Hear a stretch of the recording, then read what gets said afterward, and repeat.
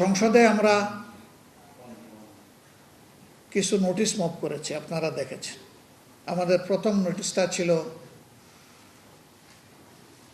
রিফর্মের জন্য মানুষ যে রেফারেন্ডামে ভোট দিল, এটার অধিবেশন আহ্বান করা নিয়ে। সেইটা নিয়ে সংসদের ভিতরে আমরা আমাদের যুক্তিপূর্ণ বক্তব্য তুলে ধরেছি। দেশবাসী এটাকে আমাদের দৃষ্টিতে অভিনন্দন করেছে, জানিয়েছে।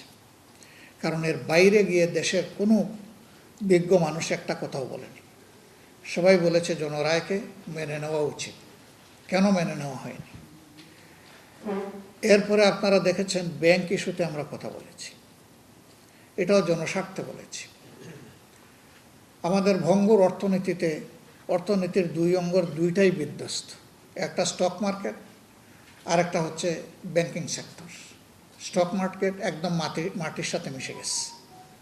এই দেশে এখন স্টক মার্কেট নিয়ে কেউ কোনো কথাই বলে না। ভোগান্তি ভুলে চলে আসুন রিগালে, ওয়ারেন্টি সহ স্টাইলিশ কালেকশন নিয়ে রেডি রিগাল ফার্নিচার। আর ব্যাংকের যা হাড্ডি ছিল এইটাও এখন গুঁড়া হওয়ার উপক্রম। এ নিয়ে আমরা সংসদের ভিতরে জনগণের পক্ষে কথা বলেছি। আমরা আরও নোটিশ দিয়েছিলাম, থার্ড একটা নোটিশ কী ছিল জানি, হ্যাঁ, প্রবাসীদের সমস্যাগুলো নিয়ে।